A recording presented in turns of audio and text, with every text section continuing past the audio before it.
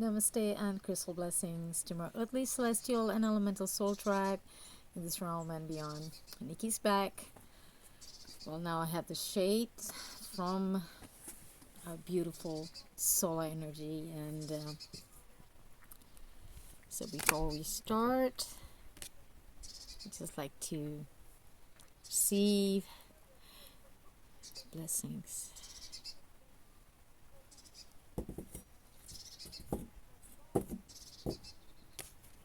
We just sage the cards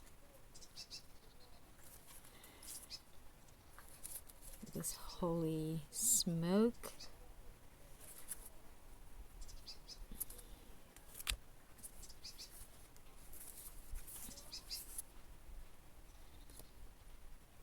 Oh, it's good to smoke being outside in my enclosed space, since I can open the window.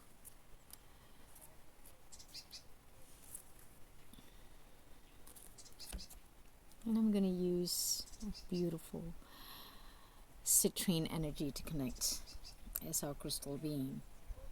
Because there's so many suggestions for crystals for spring. Aquamarine, which is the crystal for the month of March, and you have rhodochrosite, and I have a tiger's eye, which is also recommended for spring energy. What else? That aquamarine, yes, and aventurine, and also, well, if you don't have that, if you have a citrine, but if you have nothing else but just quartz, we can still use clear quartz. Okay, that is like a substitute for all the other crystals.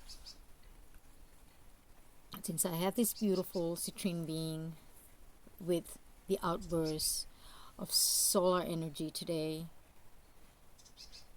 with the solar year of the Aries zodiac sign, and also give a little smudging for our beautiful crystal being before we connect to each cards.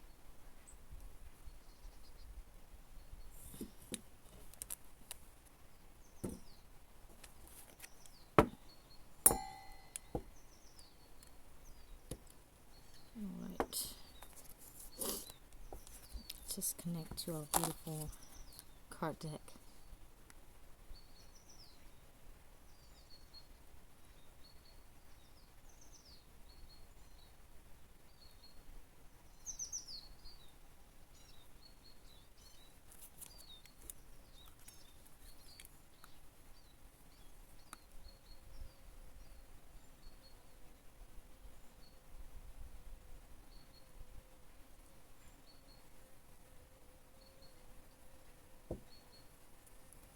I think I can hear a bee. I don't know if it's a fly. No, it's a bee. A bee. Yes. Wow. Because I saw someone posting someone's post last week. I think they are in the outmost south of Sweden. So they posted pictures of bee, and well, it's already spring there. There's a lot of flowers in the south of Sweden right now, but not here. But seeing a bee here, it's a very positive sign, because it's like late April or May is when spring slowly arrives here. So I am grateful. Sorry, I got excited.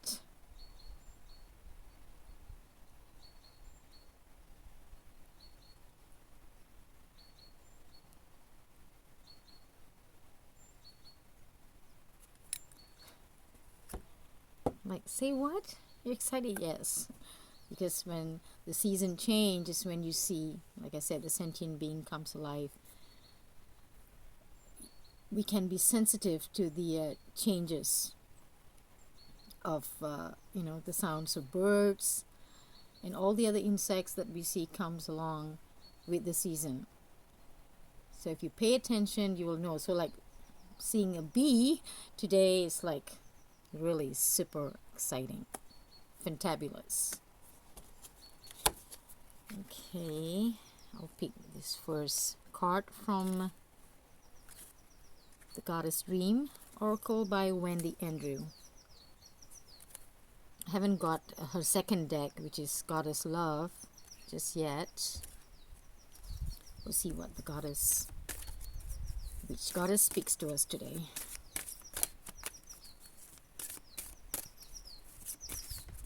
Oops. This card stock is nice. Lights pretty well. But still, it's quite smaller compared to the other decks, but still I cannot do this way shuffling. Me and my small palms. There's a bunch of cards that, because it's quite glossy, so it can slip, you know, because you need a big grip. Me and my hands. Okay, if you can hear that noise, that's the snowmobile. We have our beautiful Sturehorn Lake just next to our house, and it's still frozen. Okay, so you have all those winter sports going on there in spring. You have snowmobile on the frozen lake. Okay.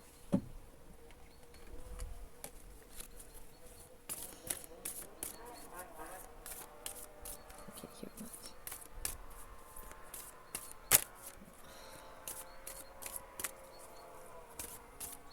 Okay, I'll just pick one card since it did not flip, just one, a bunch of it.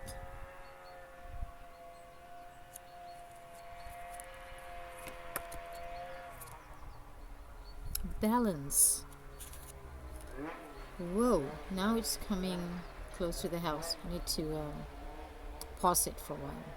Okay, the snowmobile got out from the lake and onto the road, and he's gone home. Okay, so this is the card we got from this beautiful goddess, the Japanese goddess. Balance, light and dark. So today, the light and dark in this northern region is balanced, equal night and day.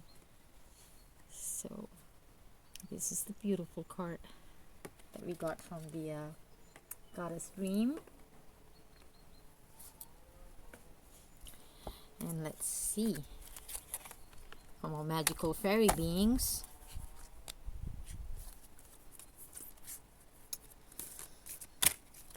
This is, I think the Goddess Love is 36 cards, I think. This has got more.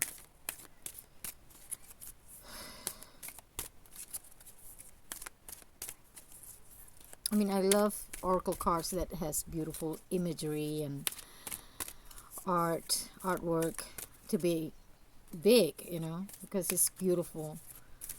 But the downfall is my small palms. Shuffling can be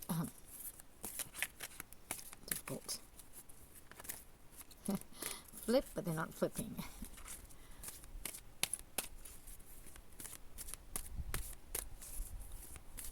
Okay, this fairy flipped. Fairy of Light. The Fairy Queen of Light comes to shed love and light onto your current situation and to remind you that light can penetrate the darkness. It's all about balance and light, and how beautiful. If I move myself, it's kind of glossy. Yes, this deck is quite glossy. Beautiful. And this oracle deck is by Karen Kay. For those of you who have this, and also her Mermaid Oracle. Beautiful. And finally by Tosha Silver, The Wild Offering. Let's see what we have. Oops, because it's a little breezy right now.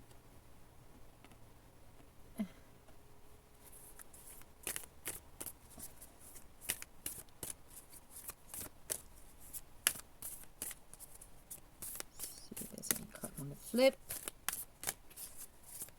I will just choose one. this beautiful OSTARA spring energy. There's a bunch of it, is it? Yeah.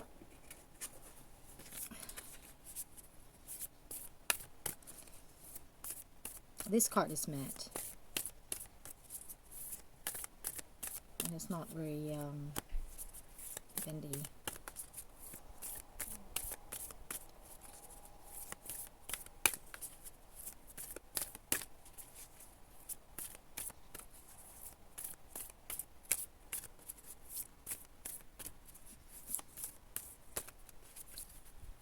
Oh, give one more shuffle. All right, and then we'll choose one.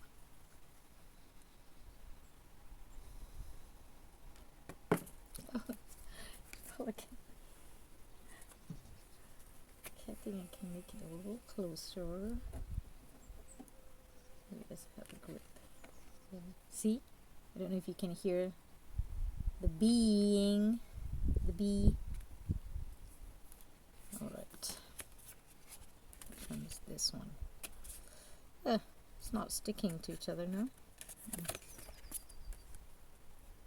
It's service. It says, you stop using the universe to try to get what you want and start asking love to use you. Beautiful. You offer all and want to be of service. Ironically, many desires come fulfilled without grasping or manipulation.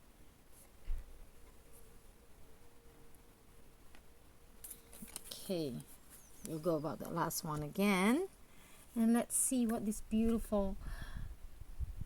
It's card number 4 for those who are into numerology for cards. It's card number 4. It's balance, light and dark. Okay, so Amaterasu is the Japanese sun goddess. Sun goddess, yes, it's a solar energy that's coming into our lives right now in this equinox season, rebirth. So yes, Amaterasu, the Japanese sun goddess, holds a mirror in her hand and invites you to take a look at your reflection. Are you shining brightly or blocking out the sun? Are you illuminating or blinding? It is told that Amaterasu and her brother, god of the moon, once ruled the sky together.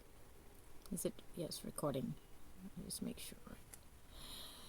So, however, her brother behaved badly and Amaterasu no longer wished to share the sky with him. So she split away from him and thus created night and day. Amaterasu speaks to you of light and dark, for one cannot exist without the other, of course. And in shining brightly, a shadow is cast. And that is why we need to incorporate both our light and dark, our shadow aspect of it. Okay, it's part of this whole concept of this human experience in this realm, this dualistic realm called Earth. The moon at night is shining by the reflected light of the sun. During the day, the sun shines so brightly that the moon can barely be seen, and yet its presence is still felt. Although a great divide has come between the two, light and dark together share a powerful influence over the order of all living things. Amaterasu asks you to consider the balance of light and dark in your life, the balance of activity and rest, and balance of doing and being. Does your light only shine when perceived through the eye of another, or can you rest peacefully in the light of your inner being, which is very important? It's your inner world that's going to be reflected in your outer world. So the light, the peace, the healing begins here within. So the great sun goddess sees your inner beauty and longs for you to see it too. She encourages you to take time in darkness, close your eyes in meditation, and let the light within you grow. Come to know that there is beauty and power in that which is revealed in brightness, and also in that which is perceived in the dark. Affirmation for this beautiful card is, through knowing darkness, I can see light. I feel my own inner light growing. Beautiful indeed. And we will move on to another light card of this fairy. The Fairy Queen of Light comes to shed love and light onto your current situation and to remind you that light can penetrate the darkness. So this card is not numbered, but it's in alphabetical order, so it's easy to find it in the book. So love and light and all things bright will remove your fears in the darkest night. This is a message directly from the Fairy Queen of Light. Light is your protection. It casts away any shadows, and whenever it shines, the truth will ultimately be revealed. The Fairy Queen of Light also come to remind you that you are light. You are light. You are magic. Okay, we are all that, but we need to connect with it and flow with it. Oops. Let me see if I can. So it's important for us to acknowledge that sides of us, light, dark, and in between.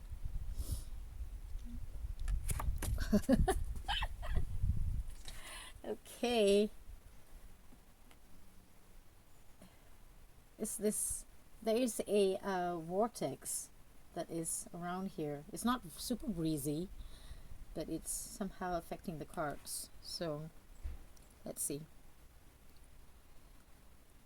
She stands in dark forest, yet her light travels far so she can find her way clearly through the darkness. If you feel as though you can't find your own light, she will offer you one of her lamps to illuminate your path and the path of others who need to discover their own inner light.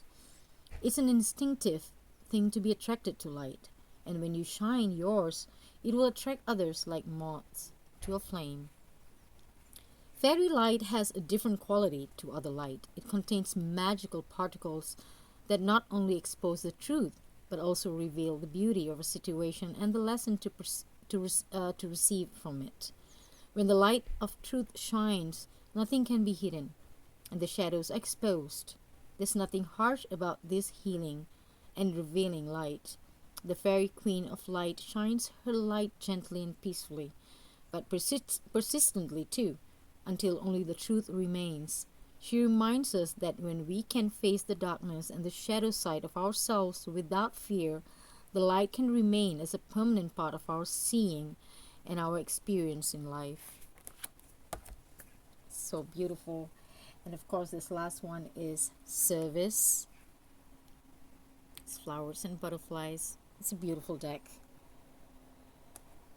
You stop using the universe to try to get what you want and start asking love to use you. It's all about love. You offer all and want to be of service. Ironically, many desires become fulfilled without grasping or manipulation.